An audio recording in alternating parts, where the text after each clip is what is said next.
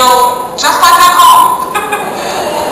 If you came to my district, you would know what I mean. And I mean that in the most complimentary and affectionate way. It is really incredible to be here with you. I know I might have a few folks from, a few of my friends from Florida in the house. Very good. My Tony Francetta, my good friend. It's Bill Cia, who's here as well, and a number of other folks from Florida. It is so wonderful to go home to my home state and know that the membership of the Alliance for Retired Americans has my back, and has always had my back, and I can assure you that I will always have yours. Before we roll up our sleeves and talk about some of the serious issues that brought you to our nation's capital today, first of all, I can't thank you enough for being here. We have had a little bit of conflict in the world that is important to working families and working people in the last few months. I'm a mistress of understatement, and I have to tell you that the union members of today stand on the shoulders of the work that you in this room have done to make sure that working conditions for people who go to work every single day are the ones that we expect, so that they have the quality of life that allows them to spend time with their families, that allows them to make a decent wage, that allows them to have the health care that they deserve, and to make sure that we don't have employers run roughshod over the rights of working people. That is thanks to all of you. So elected officials like me need to make sure that we continue to have your back and to have the backs of working people all over this country, and I can commit to you that I will help lead the way. So it is inspiring that you've traveled from all over the nation to take part in this 10th anniversary celebration for the Alliance for Retired Americans. You should be rightfully proud of all the Alliance has done over the past decade to mobilize a grassroots organization of seniors to champion social and economic justice for seniors and all Americans. I am filled with hope that you have strapped on your lobbying shoes to head over to Capitol Hill later today. Thank you for all the hallways you'll walk through, all the members of Congress you'll talk to. If we had more citizen lobbyists like you, I know we'd have fewer problems in the country, for sure. Democracy works best when its citizens care enough to participate actively in the process. When people like you all through this room put your lives on hold, take the time at your own expense to talk to policymakers about the critical issues of the day. So thank you. It's very timely that you're here now. We are at a critical juncture in our efforts to protect the hard-fought benefits earned by our nation's seniors, especially Medicare and Social Security. So I hope you've had your coffee and are ready to get out there. There is a lot of work to be done. And it's definitely been a challenging first 8 months of the 112th Congress. We have fought some epic battles already and had some heated debates to preserve these important programs. In the last Congress, Democrats worked tirelessly to improve and grow our economy while protecting our seniors, children, and the middle class. To that end, we passed historic health care reform, which is already strengthening Medicare and ending the worst insurance company abuses. When it's fully implemented, and for the first time in history, all Americans will have access to affordable, quality health care.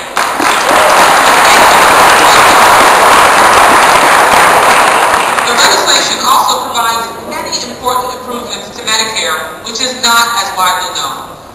And this Congress, though, has already been quite different from the last one that passed health care reform. While House Democrats have remained focused on creating jobs and bringing down the deficit in a responsible way, we've unfortunately not seen that same focus on the other side of the aisle. Instead, what we've seen from the new Republican House leadership is a series of bills that have either pursued a reckless and extreme social agenda or have sought to break the promises made to Americans when it comes to Medicare and Social Security. For example, their budget proposal, under the guise of reform, would simply end Medicare as we know it, shift Medicaid costs onto states and low-income beneficiaries, and weaken Social Security. Now, while we do need to reform our senior security programs to ensure their sustainability over the long term, this should never be done by putting the cost burden on those who can afford it the least. Nor should we slash Medicare and Social Security to provide tax cuts for the wealthiest Americans that they didn't ask for.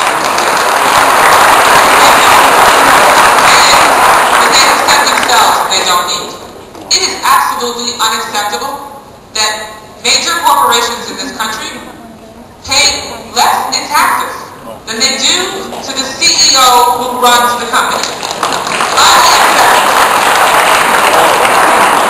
Now, as we celebrate 76 years of economic security for American seniors in the Social Security program and 46 years of health security for seniors in Medicare, and as you head to the Hill to lobby on their behalf, let us not forget why these programs were created in the first place.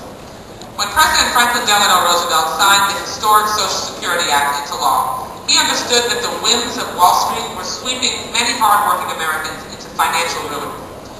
More than half of America's seniors then lacked sufficient income to be self-supporting.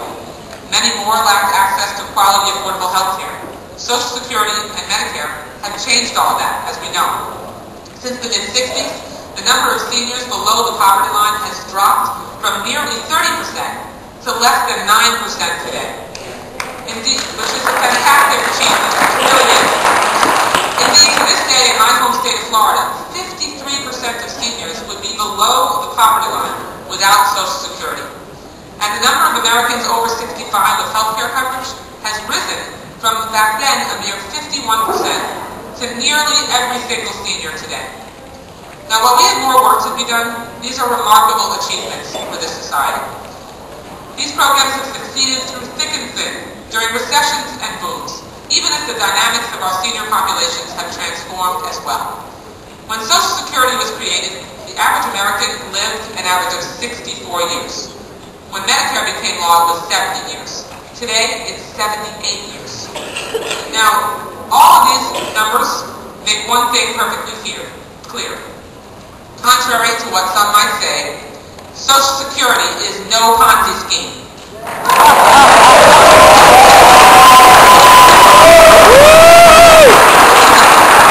Such a statement is frankly insulting and reveals a deep ignorance of the social compact that has allowed so many hardworking Americans to retire in dignity. Despite Social Security's 76 years of success, it still hasn't stopped some politicians across the aisle from wanting to end the guarantee that Social Security provides. In 2005, you remember President Bush proposed privatizing Social Security, cutting benefits for 70% of retired Americans. It is deja vu all over again, folks. While Bush may be gone, his plans live on. House Republicans are once again calling to privatize Social Security. That's legislation that's been introduced by the NRCC Chairman Pete Sessions, introduced in this Congress, and they've added Medicare for good measure. We simply cannot risk sending millions of seniors into poverty. We all know that Social Security is a critical source of income for seniors. In my home district in South Florida and across the country, 6 in 10 seniors rely on Social Security for more than half of their income. And now as a woman, I'm also keenly aware of the importance of Social Security for women in my state. At 12.4%, which is over 1.5 million senior women, Florida has the highest percentage in the nation of women aged 65 and older as a percent of the population. Now, in a society where women still make only 75 cents for each dollar earned by their male counterpart, it's not surprising that women are more likely than men to have no outside income to rely on in retirement and only have Social Security to sustain them. Now, while the benefit of Social Security averages only about $12,000 a year for senior women, it's a critical benefit to reduce poverty. That's also why privatizing Social Security would be a disaster for seniors and especially for women. Imagine if that 2005 privatization plan had been pushed through. Billions in retirement savings would have been lost during the recent recession and the ups and downs of the stock market. Can you imagine? That just would have been unacceptable. We simply cannot afford to gamble with the safety net of Social Security. Republicans have tried the death by 1,000 cuts approach. In their spending bill in February, they cut now this is not well known, they cut $1.7 billion from the operating budget of Social Security Administration. That cut would have dramatically decreased services to seniors and caused longer delays for benefits. We should not force our seniors to wait and wait and wait for the benefits they deserve. We should not force them to wait. That is unacceptable. Proposal after proposal that the Republicans have put forward would yank the safety net out from under our seniors, or certainly weaken it at best. Fortunately, the final spending bill passed by both houses of Congress and signed by President Obama restored these operating funds. That's because Democrats pushed hard to make sure that that was not going to happen. Thank you.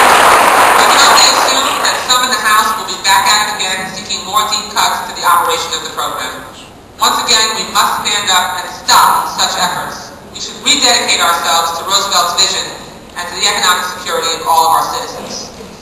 Now, even as we fight to prevent Social Security from being eviscerated, we must continue to improve the quality of the program. I've heard concerns from many seniors in my district over the health, the long-term health of Social Security. Let's not forget that as we gather here today, the Social Security Trust Fund boasts a $2.6 trillion surplus. Most people don't realize that. I'll be 87 by the time we reach the point that we do nothing before Social Security becomes insolvent. 87. Does that sound like a crisis to you?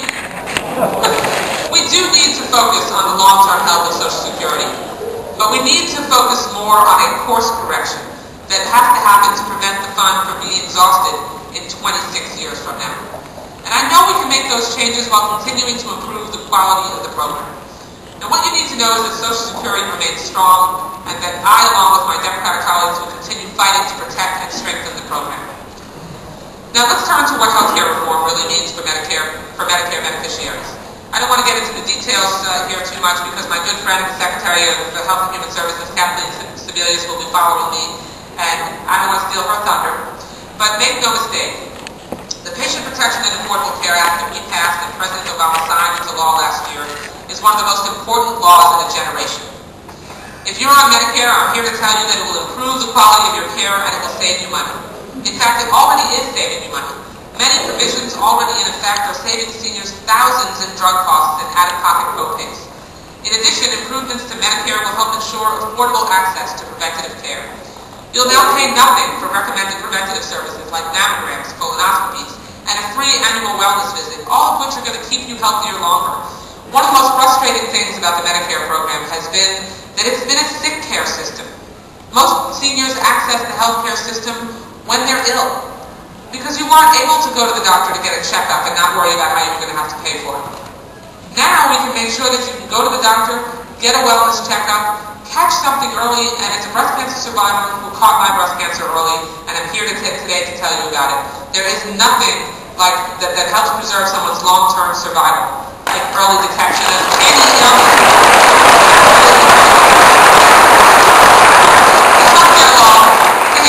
The healthcare law does all of this while extending the solvency of Medicare for another 8 years. So to sum up, the Affordable Care Act passed into law last year is designed to improve the quality of care under Medicare while also limiting the amount that seniors have to pay out of pocket every year. It stands in stark contrast to the proposals that the House Republican leadership have offered in the 112th Congress.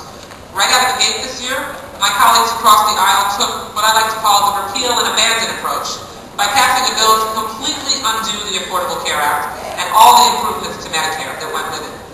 But these challenges to healthcare reform are not only what the Republicans are putting seniors' security at risk. Earlier this year, Budget Chairman Paul Ryan rolled out a budget that includes nothing short of a termination of Medicare. If it ever became law, Medicare would be turned into a privatized voucher program, requiring seniors, boo is right, requiring seniors to go and buy private insurance on your own and cover any additional expenses out of your own pocket. According to the nonpartisan Congressional Budget Office, over the next 10 years, the Ryan plan to end Medicare would more than double a senior's typical out-of-pocket expenses. That's a $6,000 a year increase in what you would pay, and in 20 years it would triple your out-of-pocket costs. Raise your hand if you have an extra $6,000 lying around. Anyone? Anyone? No, I don't see any hands going up. Amazing. Good thing you're going to Capitol Hill to make sure that your plight is clear. It's dangerous and wrong to assume that someone living on a fixed income can afford the premiums and out-of-pocket expenses that people who earn higher wages in the private sector often pay for their private insurance plans. That's why Medicare was created in the first place, wasn't it? To protect seniors and guarantee your access to quality health care that fits your budget.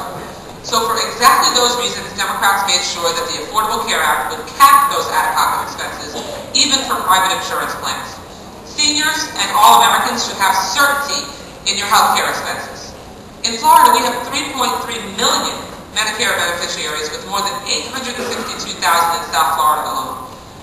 Now, while the Republican plan dismantles Medicare, it also makes deep cuts to children's education funds, to clean energy, even deep cuts to port security, all while creating $1 trillion. $1 trillion in new tax breaks for the wealthiest Americans.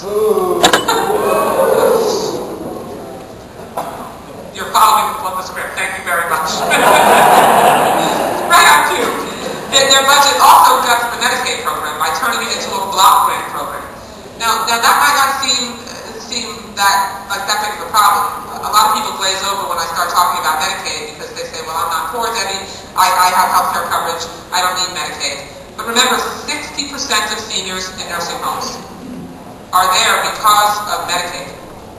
I mean, at the end of the day, that will have a dramatically negative impact on our seniors. Many seniors would lose their ability to remain in nursing homes, and hard-working families would have to bear the brunt of the costs associated with caring for elderly or ill family members. And it's not simply a funding issue. Medicaid also provides federal standards of care and enforcement of these federal standards. And that's something that the Alliance for Retired Americans has fought for a long time, not watering down the standards, making sure that people who are in nursing homes are well cared for, and that their quality of life, we care about the quality of life across the whole of life's spectrum. We've got to continue to be able to provide for the protection, the health, and the safety of patients. The federal government made a commitment to each and every one of us that when we got older, we wouldn't need to live in poverty or force our children into poverty in order to care for us. For decades, Americans have paid into Medicare and Social Security with the expectation that the federal government would honor its commitment. Now, under the Republican budget, we see a clear attempt to try to allow the government to back out of its commitment to seniors. That is just plain wrong, and we are not going to allow it to happen.